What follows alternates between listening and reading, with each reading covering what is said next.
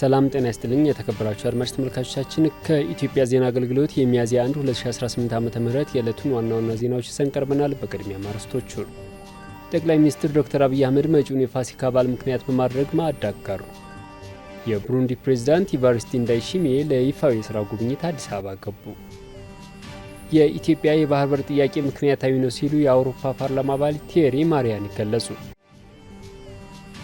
ለዘርፉ የተሰጠው ትኩረት ኢትዮጵያ በዓለም አቀፍ ደረጃ ተመራጭ የቱሪዝም መዳረሻ እንድትሆን እያስቻላት መሆኑን የኢትዮጵያ ቅርስ ባለስልጣን አስታወቀ። ኢትዮ ቴሌኮም ቶሎ የተሰኘ ፈጣን መንገድ የክፍያ ስርዓትን በቴሌብር አገልግሎት መስጠት የሚያስችለውን ዲጂታል የክፍያ ስርዓት አስጀመረ። የሚሉት የዕለቱ ዋና ዋና ዜናዎች ናቸው። ዜናዎቹን በዝርዝር እንመለከታለን። ከዜናዎቹ ጋር አህመድ መሐመድ አብሬያችሁ ቆያለሁ። ጠቅላይ ሚኒስትር ዶክተር አብይ አህመድ መጪውን የፋሲካ በዓል ምክንያት በማድረግ ዛሬ ማዕድ አጋርተዋል። ጠቅላይ ሚኒስትሩ ማዕድ ያጋሩት መጪውን የፋሲካ በዓል ምክንያት በማድረግ ነው። ጠቅላይ ሚኒስትሩ ማዕድ ያጋሩት ለጠቅላይ ሚኒስትር ጽህፈት ቤት ሰራተኞችና ጽህፈት ቤቱ ለሚያሳድጋቸው ህጻናት መሆኑም ተገልጿል። የቡሩንዲ ፕሬዝዳንት ኢቫሪስቲ እንዳይሺሚዬ ለይፋዊ የስራ ጉብኝት አዲስ አበባ ገቡ።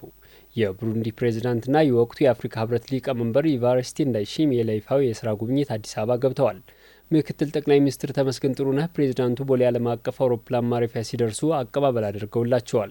ኢትዮጵያና ቡሩንዲ ረጅም ዘመን ያስቆጠረ ዲፕሎማሲያዊ ግንኙነት አላቸው።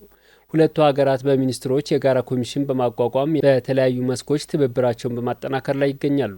የቡሩንዲ ፕሬዝዳንትና የወቅቱ የአፍሪካ ህብረት ሊቀመንበር ኢቫሪስቲ እንዳይሺሚዬ በኢትዮጵያ በሚኖራቸው ቆይታ የሁለቱን ሀገራት ግንኙነት ወደ ላቀ ደረጃ የሚያሸጋግሩ ጉዳዮች ላይ ውይይቶችን ያደርጋሉ ተብሎ ይጠበቃል።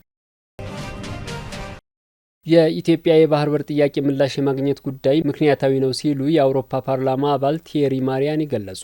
በአራተኛው ዓመታዊ የውጭ ጉዳይ ኢንስቲትዩት የቀይ ባህርና የኤደን ባህረ ሰላጤ ውይይት ላይ የታደሙት የአውሮፓ ፓርላማ አባል ቲዬሪ ማሪያኒ ለኢዜአ እንደተናገሩት የኢትዮጵያ የባህር በር ጥያቄ ምላሽ የማግኘት ጉዳይ ምክንያታዊ ነው።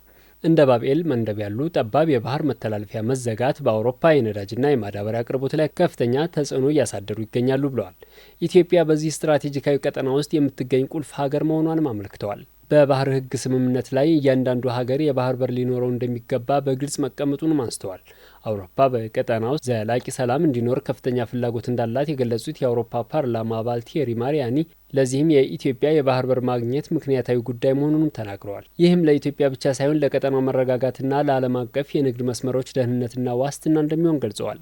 ኢትዮጵያ በአፍሪካ በህዝብ ብዛት ቀዳሚ ከሆኑ ሀገራት አንዷና የአፍሪካ ህብረት መቀመጫ ሁና የባህር በር አልባ መሆኗ አመክኗዊ አይደለም ሲሉ ተናግረዋል። መንግስት ለቱሪዝም ተኮር የቅርስ ጥበቃና ልማት የሰጠው ልዩ ትኩረት ኢትዮጵያ በዓለም አቀፍ ደረጃ ተመራጭ የቱሪዝም መዳረሻ እንድትሆን በማድረግ ለዘርፉ እድገት የጎላ ሚና እየተጫወተ መሆኑን የኢትዮጵያ ቅርስ ባለስልጣን አስታወቀ። የኢትዮጵያ የቅርስ ጥበቃ ባለስልጣን ዋና ዳይሬክተር ረዳት ፕሮፌሰር አበባው አያሌው ለኢዜአ እንደገለጹት መንግስት ዘርፉን ለማሳደግ በወሰደው ቁርጠኝነት ቋሚና ተንቀሳቃሽ ቅርሶችን የማልማት ተግባሩ በውጤታማነት እየተከናወነ ይገኛል። በተለይም ለባህልና የከተማ ቱሪዝም ትኩረት በመሰጠቱ ተጨባጭ ለውጥ መመዝገቡን በማንሳት የኢትዮጵያ የቅርስ ልማት ስራ የቱሪዝም ዘርፉን ወደ አዲስ ምዕራፍ እያሸጋገረ ነው ብለዋል። በለውጡ ዓመታት የአድዋ ድል መታሰቢያን ጨምሮ የኢትዮጵያን ክብርና ታሪክ ከቱሪዝም የሚያስተሳስሩ ሙዚየሞች መገንባታቸውንም ገልጸዋል። የቅርስ ቦታዎችን የማዘመን ስራ የኢትዮጵያን ገጽታ ከመገንባቱ ባለፈ የጎብኚዎችን ቁጥር በመጨመር የቱሪዝም ገቢ ማሳደጉና ለዜጎች ሰፊ የስራ ዕድል መፍጠሩን አንስተዋል። ቅርሶች በዩኔስኮ እንዲመዘገቡ የተደረገው ጥረት ለሀገሪቱ ታሪካዊ እሴቶች ተገቢውን ክብር አስገኝቷል ብለዋል። ኢትዮጵያ በአሁኑ ወቅት 19 ቅርሶችን በዩኔስኮ በማስመዝገብ በአፍሪካ ቀዳሚ ስፍራ መያዟን ረዳት ፕሮፌሰር አበባው ጠቁመዋል። በአሁኑ ወቅትም ቋሚና የማይዳሰሱ ቅርሶችን የማስመዝገብ ስራዎች ተጠናክረው መቀጠላቸውንም አስታውቀዋል። ከማይዳሰሱ ቅርሶች መካከል የአገው ፈረስ ባህል፣ የሀላባ የዘመን መለወጫ ሴራ እንዲሁም ዋዛ የሙዚቃ መሳሪያ ጨዋታ ወይም ዙምባራ በዩኔስኮ እንዲመዘገቡ ቀርበዋል ነው ያሉት። የመጥፋት አደጋ የተጋረጠባቸውና አስቸኳይ ጥበቃ የሚያስፈልጋቸውን ቅርሶች ለመጀመሪያ ጊዜ ለማስመዝገብ ትኩረት ተሰጥቶ እየተሰራ መሆኑንም ተናግረዋል። በጣና ሐይቅ የሚገኙ ደሴቶችንና የአልነጃሽ ታሪካዊ መንደርም በዩኔስኮ ለማስመዝገብ የተጀመሩ ስራዎች በመጠናቀቅ ላይ እንደሚገኙ ዋና ዳይሬክተሩ ገልጸዋል። ቀደም ሲል በዩኔስኮ የሚመዘገቡ ቅርሶች ትኩረት ያደረገው የባህል ቅርሶች ላይ መሆኑን አንስተው በአሁኑ ወቅትም የተፈጥሮ ቅርሶችን ለማስመዝገብ እየተሰራ ነው ብለዋል። ኢትዮ ቴሌኮም ቶሎ የተሰኘ የፈጣን መንገድ የክፍያ ስርዓትን በቴሌብር አገልግሎት መስጠት የሚያስችለውን ዲጂታል የክፍያ ስርዓት አስጀመረ። ኢትዮ ቴሌኮም ቶሎ የተሰኘው የክፍያ ስርዓት የማስጀመሪያ መርሃ ግብር አካሂዷል። የዲጂታል ክፍያ ስርዓት የኢትዮ ቴሌኮም ዋና ስራ አስፈጻሚ ፍሬህይወት ታምሩና የኢትዮጵያ ክፍያ መንገዶች ኢንተርፕራይዝ ዋና ስራ አስፈጻሚ ሙስጠፋ አባሲመል በቱሉ ዲምቱ ዋና የክፍያ ጣቢያ አስጀምረዋል። የኢትዮ ቴሌኮም ዋና ስራ አስፈጻሚ ፍሬህይወት ታምሩ በዚህ ወቅት እንደተናገሩት ተቋሙ ዲጂታል ኢትዮጵያን እውን ለማድረግ የሚያስችሉ የተለያዩ አገልግሎቶችን ተግባራዊ እያደረገ ይገኛል። ኢትዮ ቴሌኮም ከመደበኛ የቴሌኮም አገልግሎት ባሻገር ቀልጣፋ፣ ምቹና ወጪ ቆጣቢ አገልግሎት በማቅረብ የፋይናንስ ዘርፉን እየደገፈ መሆኑንም አስረድተዋል። በዚህም የሀገርን ልማት ዘላቂና አካታች ለማድረግ የዲጂታል መሰረተ ልማት ዝርጋታ ላይ ትኩረት በማድረግ በርካታ ተግባራት ማከናወኑን ገልጸዋል።